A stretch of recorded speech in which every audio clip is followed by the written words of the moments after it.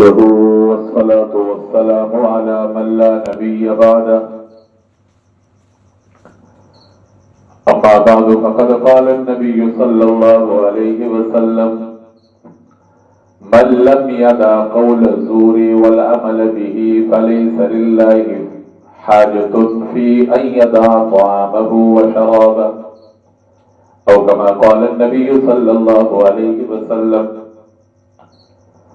حضور نبی کریم صلی اللہ علیہ وسلم کا ارشاد گرامی ہے کہ جو بندہ روزہ رکھے ہوئے جھوٹ نہیں چھوڑتا، جھوٹ پر عمل کرنا نہیں چھوڑ رہا، تو اس بندے کا صرف بھوکا اور پیاسا رہنے کا اللہ کو کوئی ضرورت نہیں ہے۔ اب صلی اللہ علیہ وسلم کے فرمان مجھے اور آپ کو اپنے روزوں کے بارے میں فکر مند کرنا ہے۔ آدھا رمضان تقریباً گزرنے کو ہے۔ میں روزہ تو رکھ لیتا ہوں، لیکن اپنے روزے کو وزنی بنانا، اپنے روزے کی حفاظت کرنا، اس چیز کی مجھے فکر نہیں ہوتی۔ روزے سے اصل مقصد تو یہ تھا کہ ایک انسان گناہوں کو چھوڑنے والا بن جائے۔ اگر میں روزہ بھی رکھا ہوا ہوں اور روزے کی حالت میں میرے سے گناہ بھی ہو رہے ہیں، تو پھر میرے بھوکے اور پیاسا رہنے سے اللہ کے خزانوں میں کوئی زیادتی تو نہیں ہوتی کہ میں نہیں کھاؤں گا تو اللہ کے خزانے بڑھ جائیں گے، میں نہیں پیوں گا تو اللہ کو کوئی فائدہ ہوگا۔ اس لیے صلی اللہ علیہ وسلم کے فرمان ہم سب کو اپنے روزوں کے بارے میں فکر مند کر رہی ہے کہ میں روزہ رکھے ہوئے آیا کسی گناہ میں مبتلا تو نہیں ہوں۔ حضور نبی کریم صلی اللہ علیہ وسلم نے اپنے اس فرمان میں کبیرہ گناہوں میں سے صرف ایک گناہ جھوٹ کا ذکر فرمایا، قول الزور، اور ساتھ والعمل بھی، کہ جھوٹ بولتا بھی ہے اور جھوٹے کام بھی کر لیتا ہے۔ اس کی مثال ایسے ہی ہے جیسے آپ صلی اللہ علیہ وسلم نے ارشاد فرمایا، المسلم من سلم المسلمون من لسانہ ویدہ، مسلمان وہ ہے جس کے ہاتھ اور زبان سے دوسرا مسلمان محفوظ رہے۔ اب اس کا یہ مطلب نہیں ہے کہ بندہ ہاتھ سے کسی کو کچھ نہ کہے، زبان سے کسی کو کچھ نہ کہے، باقی جو مرضی کہتا ہے، نہیں۔ زیادہ تر بندہ دوسرے کو جو تکلیف دیتا ہے وہ زبان اور ہاتھ کے ذریعے سے دیتا ہے۔ اگر کوئی مسلمان ہاتھ اور زبان سے کسی کو تکلیف دینے سے رک گیا تو اس کا مطلب یہ ہے کہ یہ دوسرے مسلمان کو تکلیف دینے والا بندہ نہیں ہے۔ اسی طرح اب صلی اللہ علیہ وسلم نے صرف ایک جھوٹ، ایک گناہ کا ذکر فرمایا کہ جھوٹ ایسا گناہ ہے، یعنی جتنے بھی گناہ کبیرہ ہے، اگر بندہ روزہ رکھا ہوا ہے، گناہ کبیرہ نہیں چھوڑ رہا تو اس کے روزے کا اس کو پورا پورا ثواب نہیں ملے۔ اس لیے ایک چیز تو یہ کہ میں اور آپ اپنے روزوں کی فکر کریں، اور دوسری میری اور آپ کی جو ذمہ داری ہے جس سے ہم بہت لاپرواہی برت رہے ہیں، وہ ذمہ داری میری اور آپ کی کہ میں نے اپنا بھی روزہ رکھنا ہے، اپنے روزے کی بھی حفاظت کرنی ہے، اور جو میرے اہل و عیال ہے، جو میرے ماتحت لوگ ہیں جن کے بارے میں مجھ سے پوچھ ہوگی، میں نے ان کے روزوں کی بھی فکر کرنی۔ آپ صلی اللہ علیہ وسلم نے ارشاد فرمایا، الا کلکم راع وکلکم مسئول عن رعیتہ، کہ تم میں سے ہر ایک نگہبان ہے اور اس سے اپنے ماتحتوں کے بارے میں پوچھ ہوگی۔ میرے ماتحتوں میں سب سے پہلے میری اولاد ہے، میرے گھر والے ہیں، پھر اگر کہیں میں کسی فیکٹری میں، کسی دکان پر کہیں باس یا کوئی سربراہ ہوں تو وہ جو ماتحت ہے وہ میرے ماتحت ہے۔ لیکن اس بارے میں مجھے بہت زیادہ جس طرح اپنے بارے میں بندہ کے افسوس سے کہنا پڑتا ہے کہ ہم اپنا تو روزہ رکھے ہوئے ہیں، لیکن اپنے اہل و عیال، اپنی اولاد کے بارے میں ہمیں کوئی فکر نہیں ہے۔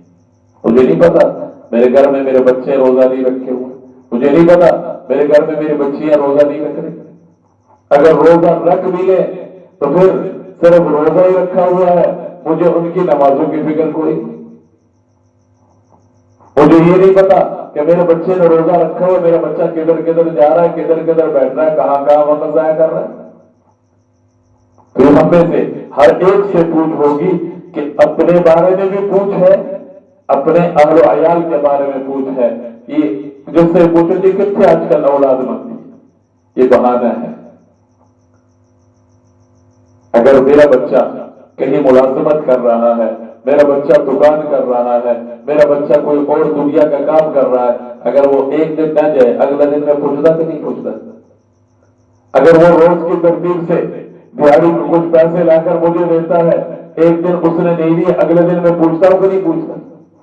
اگر وہ کوئی ایسی کوئی چیز خرید لیتا ہے جو اس کے لیے نقصان دہ ہو دنیاوی اعتبار سے، میں اس سے پوچھتا کہ نہیں پوچھتا؟ اپنا نقصان کر کے وہ پیسے گم کر دے، میں اس سے پوچھتا ہوں۔ وہ فضول خرچی کر لے، میں اس سے پوچھتا ہوں، کیونکہ مجھے معلوم ہے کہ اس نے اپنا نقصان کیا، اور اس نقصان کے بارے میں اس سے پوچھ لیتا۔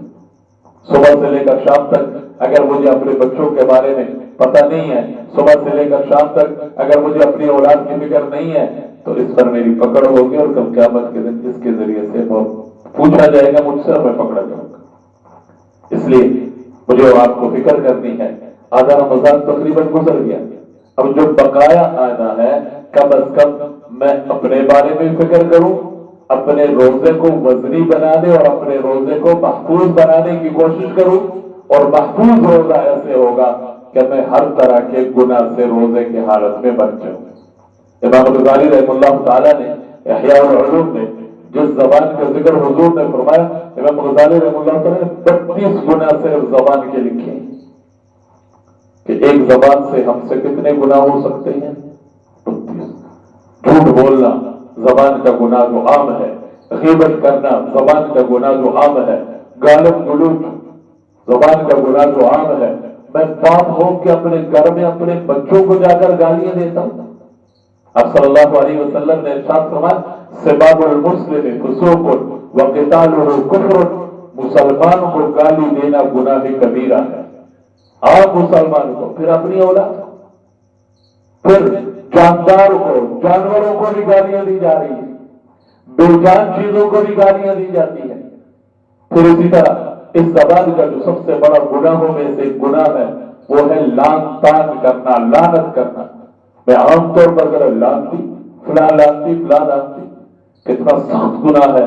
آپ صلی اللہ علیہ وسلم نے ارشاد فرمایا، اگر کسی نے کسی پر لعنت کی اور وہ لعنت کا مستحق بندہ نہ ہوا، وہ لعنت آسمان تک جا کے اس کے لیے دروازے بند ہوتے ہیں، وہی لعنت دوبارہ آ کر اس بندے کے اوپر پڑتی ہے جس نے اپنی زبان سے ادا کی۔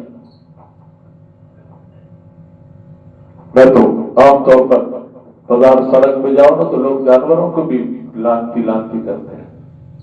تو اس لیے میرے بھائی، آپ صلی اللہ علیہ وسلم نے اس ایک فرمان میں مجھے اور آپ کو متوجہ کیا، تنبیہ کی کہ بھئی روزہ رکھ کر ہر طرح کے گناہ سے ہم نے بچنا۔ اور زبان کا ذکر عام طور پر اس لیے کیا، میں تو اس بات کو یہ سمجھتا ہوں کہ جب بندے کو بھوک لگ جائے نا تو بندے کو غصہ زیادہ آتا ہے۔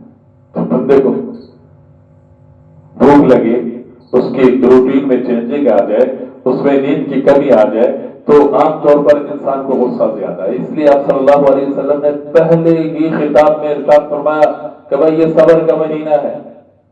اس لیے ہو سکتا ہے بھوک کی وجہ سے تمہیں غصہ آ جائے، ہو سکتا ہے بھوک کی وجہ سے تمہارا کسی کے ساتھ کوئی جھگڑے کی ترتیب بن جائے، ہو سکتا ہے بھوک کی وجہ سے تمہارے اعصاب جو ہے وہ کمزور پڑ جائے، تم اپنے آپ پر کنٹرول نہ رکھ سکو، تو فوراً یہ چیز یاد دلانا کہ بھئی رمضان کا مہینہ ہے۔ حضور نے فرمایا رمضان کا مہینہ صبر کا مہینہ ہے، روزہ صبر کا سبق دیتا ہے، روزہ صبر کی پریکٹس پر مشق کراتا ہے، لہذا اپنے غصے کو کنٹرول کر لیں، اپنے زبان پر کنٹرول، اپنے دوسرے اعضاء پر کنٹرول۔ یہی روزہ، یہی روزے کا میرے اور آپ کے لیے پیغام ہے، اور یہی روزہ مجھے اور آپ کو سکھاتا ہے۔ کوشش کرنی چاہیے، اللہ مجھے اور آپ کو عمل کی توفیق نصیب فرمائے، آمین۔ الحمدللہ رب العالمین والعاقبۃ للمتقین والصلاۃ والسلام علی رسولہ الکریم وعلی آلہ واصحابہ اجمعین۔